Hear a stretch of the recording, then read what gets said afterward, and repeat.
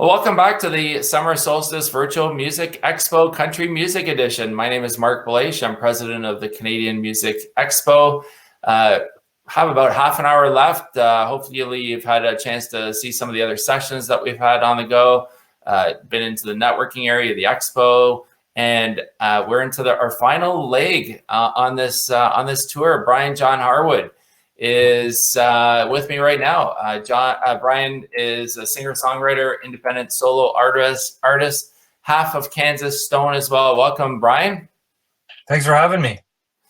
Thank you for being here. So we're going to cover off, and for those of you watching, if you have any questions for Brian, feel free to put them in the stage or the event chat, and I'll be happy to moderate. But let's talk about your career, Brian. Like, you've had an awesome country music career, and I'm really interested and excited to hear your story. So you were raised in Innisfil, Ontario in the 90s. You grew up to the early sounds of country rock and pop and putting them together in a brand new way. So maybe talk about just growing up. Like, did you envision yourself being a musician? Like, where was that pivot point in your life? I have a funny story.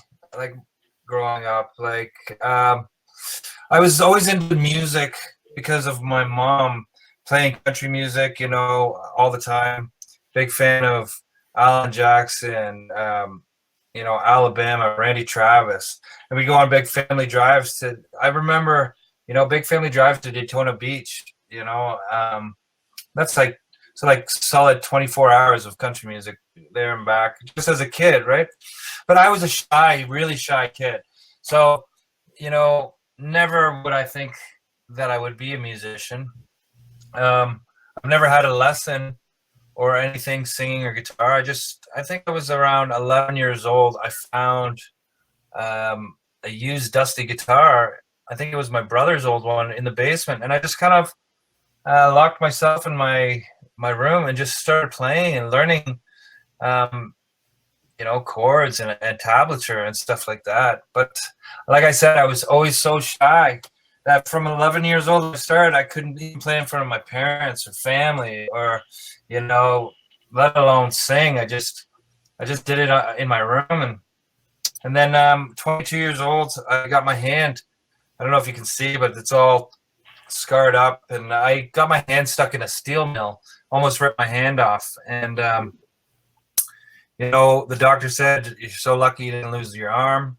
And as soon as that healed, I just said, enough with the shyness, enough with being scared to do things, and was right there. I started playing, started my first band and started playing all the songs that I wrote. And I just kind of opened up, and that's how my chapter started. Awesome. So you this was 2015 when you started Kansas Stone? Well, Kansas Stone came a few years after that.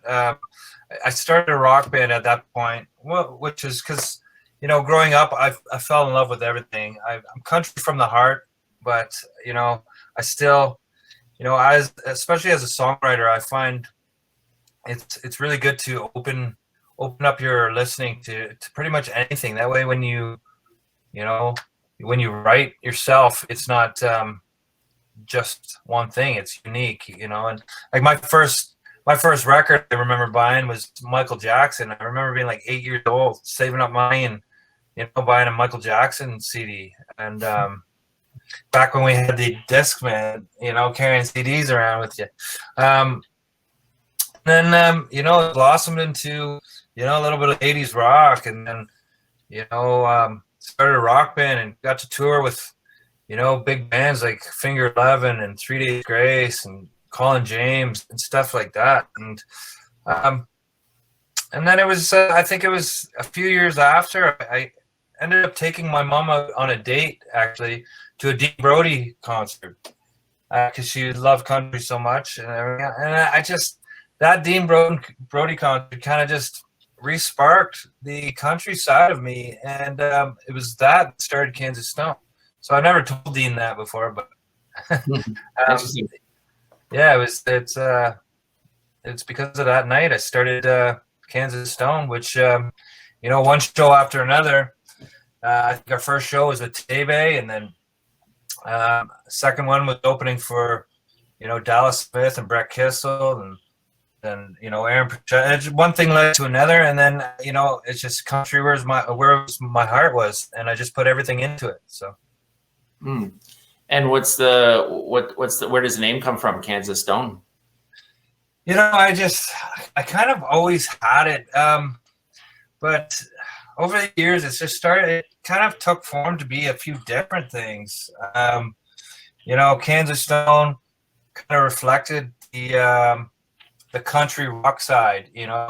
Kansas being like country, and then Stone being a rock. It had that country rock feel.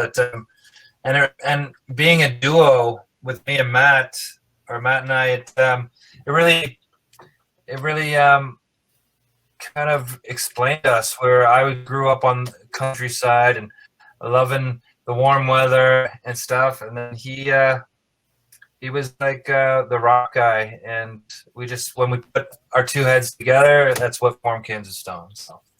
Awesome. And you went on to open for Zach Brown and Brothers Osborne, Dallas Smith, a lot more. You signed with Wax and Universal Records in 2017. So maybe talk about, how, being on tour, maybe for the music fans watching, what it's like to open for these kind of bands, how one plays off the other, and kind of, for the average music fan who goes to concerts, doesn't see the behind the scenes stuff, how does that all play out? Yeah, it was such an honor to play for the people that you look up to, and and never would have thought to open up for one day. And the great thing is, some of them you become great friends with, and it is nerve-wracking at first, but I definitely got to check a bunch of check marks off my wish list, that's for sure.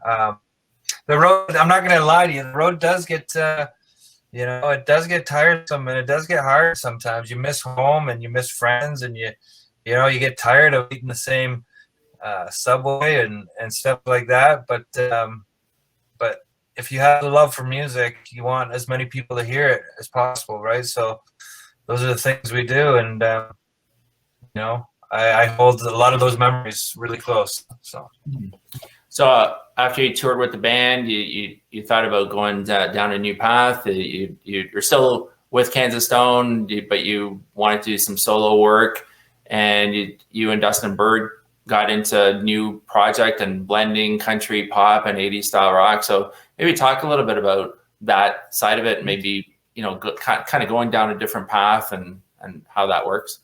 Yeah, you know what? To be honest with you, it wasn't a plan. And I blame COVID, really. I just had so much free time and so much extra time on my hands to do so much writing, and then I had the freedom to record here at my place. And me and Dustin got together, and we really clicked. And I explained to him that I don't want to necessarily put a genre on what I do. Yes, I'm country, but I also love rock and roll, and I love pop, and I love all music. To me, there's two types of music: good music and bad music, and it's up to the listener, right? So I listen to everything. So I just kind of wanted to make something new, where I wasn't just trying to do whatever they play on the radio or whatever. So we just started working on ideas I had for songs, and his producing skills they blew me away. And that's how I stayed busy through the lockdown and quarantine, is just writing and recording. And I think I was able to put out eight solo songs and 8 music videos and stuff over the last year and a half. And I find with the solo project, you can be a little bit more personal, I guess. With my writing, I can be more truthful to me, and write thing about what things I know about. Like I released a song called Dad, and it was one I wrote the day he left for heart surgery. About the last conversation we had. My last release 2 months ago was called Good Boy, and it's one I wrote for my dog, right? So the solo project, I just find it very easy to be myself. And because of Kansas Stone being a duo and a full band, that you want to bounce those ideas off of everybody and kind of do something that works for everybody. So I love them both, and that's why we're moving ahead with both of them. It's just, you know, I got a new taste for this solo thing because I have the freedom to, you know, design any album cover I want because I'm a graphic designer as well. So I get to just, you know, do whatever, you know, comes in my head. So awesome. Interesting. And then nominated for CMA Ontario Award. You've over 1 million streams across the different platforms. You mentioned about the Australian radio top 40. You've got multiple top 100 charting singles on the Canadian country airplay charts. What's next? Like what will you say? Hey, you know what? I want to accomplish this next. What's on your goal list for the future? You know what? Like, all those things are amazing, and you know what? Not one time did I plan it or like go after it. It just seemed, you know, you just keep on putting music out there, and you just slowly start getting more fans and more opportunities. And you know, if we're looking to the future, little goals that I made, I would definitely like it. You know, one day at a top 10 at Canadian radio, or you know, of course, like a number 1 or number 2 at radio.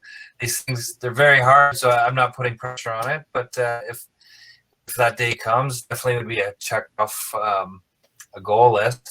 You know, like my buddy David Boy James was up there. He had the luxury of playing on the Boots and Heart stage. You know, I'd love to one day do that, or the Budweiser stage in Toronto.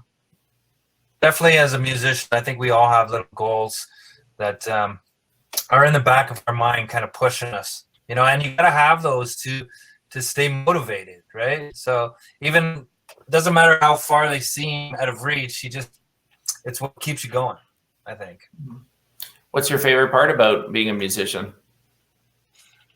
To me, especially a songwriter, it's kind of like a diary. It's kind of like meditation almost. It's like it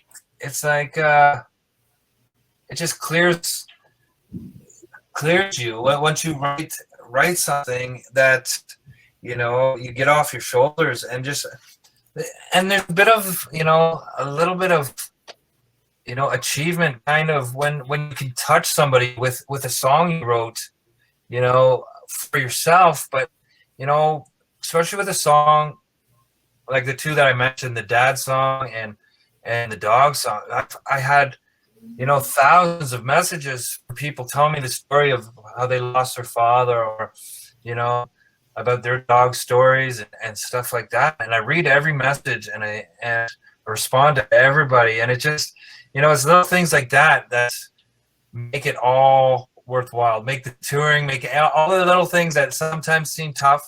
It's those things that make it all worthwhile, and you can really touch somebody's life, you know, put a tear in their eye, or put a smile on their face.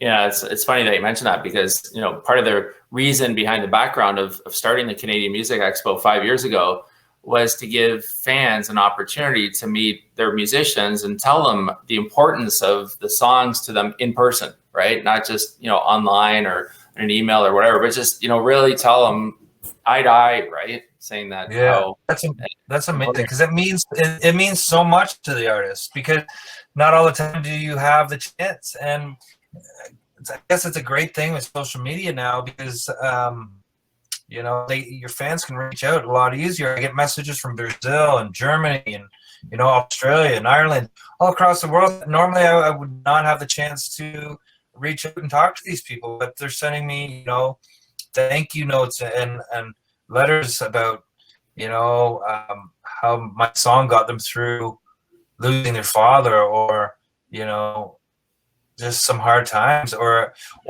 with some of my other songs, you know, you see on Instagram people are using, you know, I have a song Harder Than Summer, the one that was in Australia there, just to see people using that song and posting at their cottage, you know, having fun on the deck in the sun at the pool, you know, to be tied into good times and making people smile, you know, it really feels good.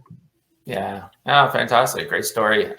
So, well, hopefully we'll get back to those days and those people can actually come and see you in person and shake your hand and tell you eyeball to eyeball. But, hopefully the back half of 2021 will be there.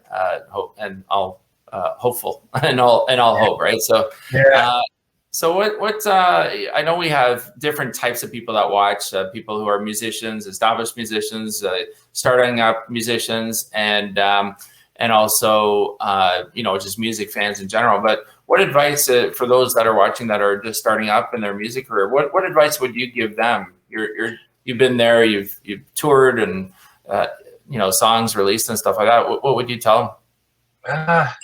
Stick to it. Like that'd be the biggest advice. Is like, it seems tough sometimes. Do it for you. When I release these songs, I'm just trying to kind of leave these little, each song is like a little piece of me, and as long as you're happy with it, put it out, don't do it for anybody but yourself. And then I think people see that, they see how real it is and they can relate to it once it's, something real and authentic. So I say just be yourself and keep pushing forward. If you believe in it, then keep going at it, give it all you got. It's a hard industry to get into, but if you're doing it for the right reasons and you have the love, all the power to you. Awesome. We got a request from Greg to see if you can sing "Dad" for Father's Day tomorrow. I don't know. Do you want to do something?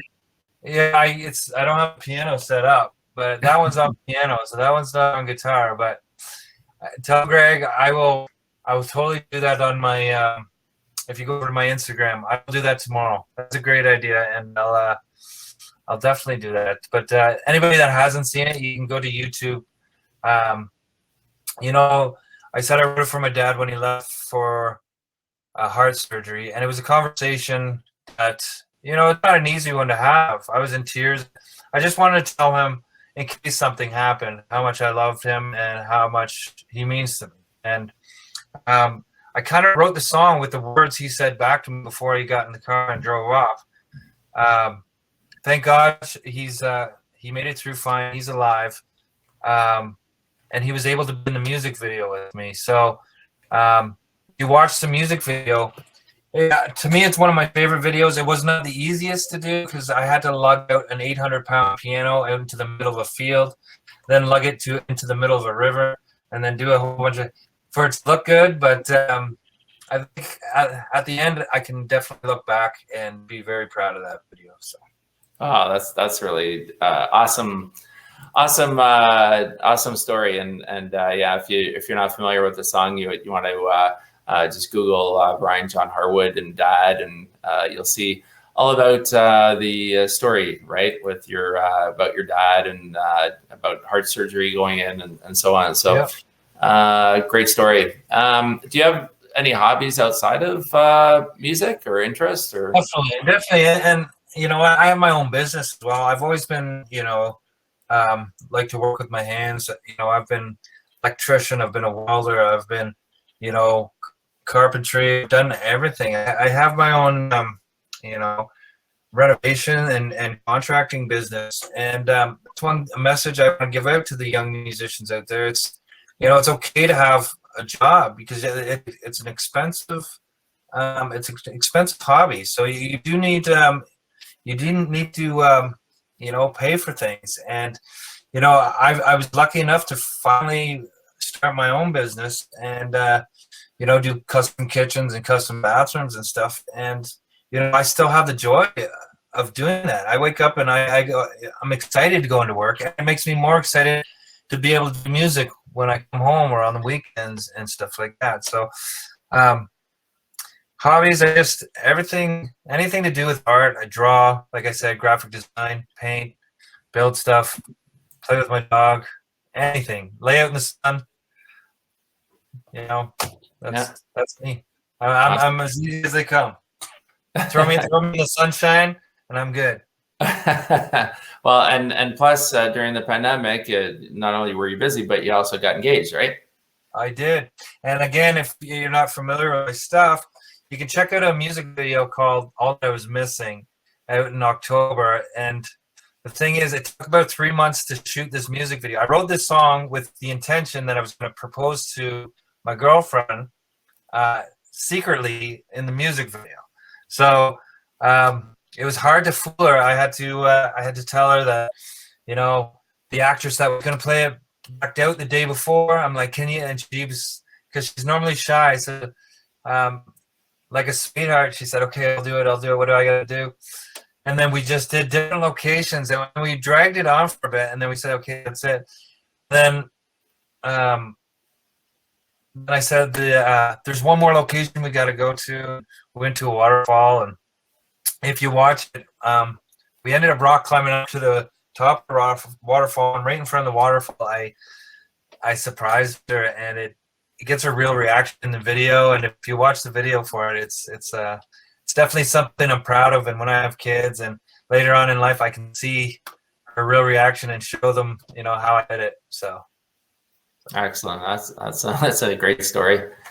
What's your least favorite part about being a musician? You know, it's probably the numbers. You know, like everybody tries to, you know, you get caught up sometimes in you know, little achievements, and you try to, and I myself, you know, have went through that in the past, is where like you see it climbing on the radio charts, and like you climb, and then you release the next song, and you're wondering like, why did it not do as good? And you know, there's a bit of anxiety that comes along with the music business. I think it's just because it's such fast paced, and there's, you know, so many people paddling uphill for the same thing that you know, it's a definitely interesting choice of you know, things to do with your life, but I love it regardless. It cuts my heart, and no matter what, even if it's just me playing for me and my girl, or me and my family, you know, I'll never put the guitar down. I'll never stop writing songs. Music is just the love of my life. So that's awesome. What do you think Canadian music can do better, or what do you think the music industry is missing in Canada? I mean, aside from COVID and all that stuff, but what do you think the industry can improve upon? It's not doing as well. That's a touchy. I don't know. The music business is funny, and you know, and it's like that, I guess, all over the world. It's politics. It's the same, you know, it's who you know and the team you have. And I guess it's pretty much with, that's how the whole world works, really. So there's no difference. I think it's just, you know, it's, you see these people, like for existence, like a musician named Chess Anthony in Canada, like, he is probably one of the best singers in Canada, hands down. Everybody says it, you know, and it's just everything was weighed on hard work and talent. There'd be a lot more people, you know, with a spotlight on them than there is now. That's all I'm saying. But like I said, there's so many people going after the same thing. It's a big industry, and you know, I think if you want it, you just keep at it. Just hard work, keep pushing forward, and you know, hopefully your fans just dig what you're doing, right? Yeah, very cool. Best advice anyone's given you, a musician or otherwise? Probably probably Dallas Smith, I think. He said, "Don't let your ego get in the way of a great song." Meaning, if you didn't write it, doesn't mean you shouldn't do it. If you relate to that song and that song is great, don't let your ego not writing it get in the way of a great song, something that could change your career. And you know what? And I've always been open to that, but oddly enough, that we mention it, on the 25th of this month, I'm releasing a song, and it's featuring Clayton Bellamy from the Roadhammers, and it's the very first song that I ever put out that I did not write. Clayton Bellamy and Dave Thompson wrote it, and I've been playing it. They pitched it to me probably about 4 years ago, and I was on tour in Jamaica, and I played it in Jamaica. Everybody loved it, and I've always loved this song, and it's my wife's favorite song, and I just never released it. So, during the pandemic, I said, "Hey, Clayton, would you do this with me?" And he's like, "Let's do it." So, on the 25th, I'm going to be releasing a song called "Make You Mine," and it's the first song I did not write, and but I'm excited. I'm almost more excited to release it than one I did write. So, no, that's great. Good luck with that. Anything you want to promote? We just have a couple minutes left here. So anything, website, social media, YouTube channel? Yeah. If you go to pretty much, if you type Brian John Harwood into Instagram, YouTube, Facebook, you'll find me. BrianHarwood.com, BrianJohnHarwood.com. You can look for my new single, "Make You Mine," on June 25th, featuring Clayton Bellamy. It's going to be a great one for the summer. So I'm pumped for that, and hopefully everybody likes it. Excellent. Well, thanks, Brian. Brian John Harwood, singer-songwriter, independent solo artist, half of Kansas Stone as well. Wish you great success coming out of this pandemic, and hopefully we can get some live shows going, and I'm sure your fans will be definitely interested in watching you and coming out to see your shows and supporting you, especially given what we've been through for the last now 16 months or so, right?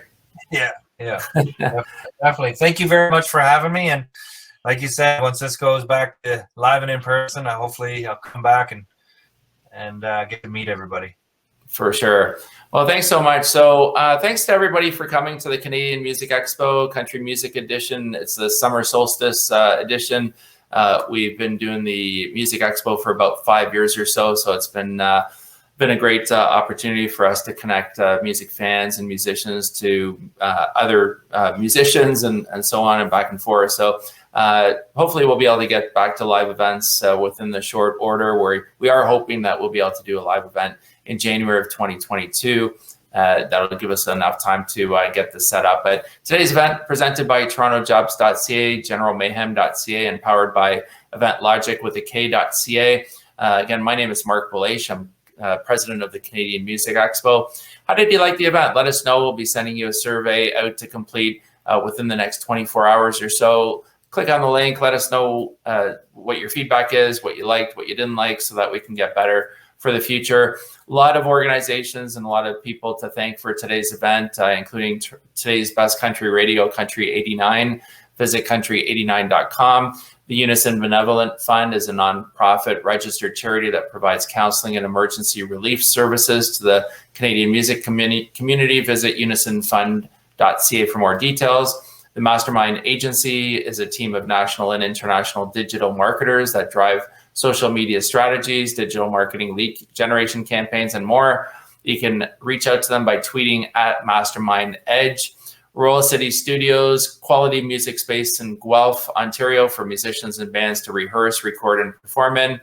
torontojobs.ca, if you have any staffing needs that you're looking for in a company that you're running perhaps, or you're looking for a new position, make sure to visit torontojobs.ca.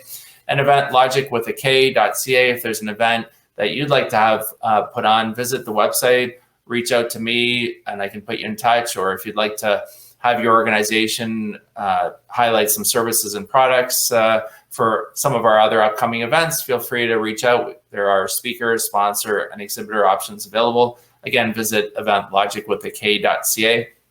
Also want to thank Dave Woods, Susie Corey, Shane Neal, our team, Alex behind the scenes, Rachel, Sandra, Sarah, Rob, Ann, and many more. A lot of people involved in putting this thing together, especially Alex. He puts a lot of time to put this together, so I just wanted to thank him as well.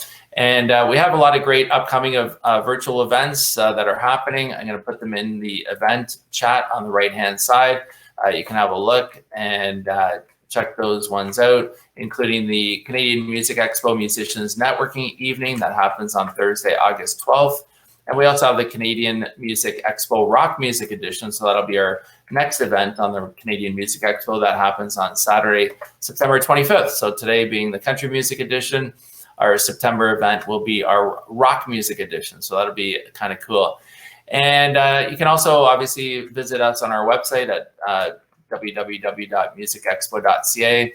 We are also on all social media. We're on Facebook, which I'm just copying the link here for you as well. We're on Twitter. We're on LinkedIn. And I'm going to just post those links up right now that you can join and check out.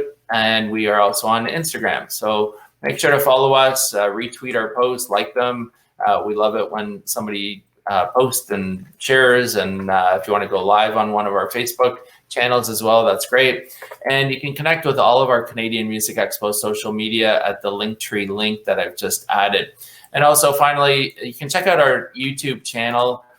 We have literally hundreds of videos of music, musicians. You can check out some of the interviews that we've done at previous events and some of the videos that are out there.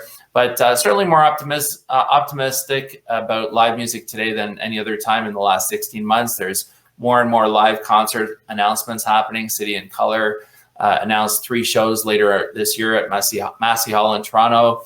Genesis is coming for 2 shows in November in Toronto. And our team is talking about doing a live event as soon as we get the green light. So maybe things are looking up in the live music space. We do tack an extra few minutes to this event, so you can check out some of the networking areas, the expo area, if you haven't checked that out.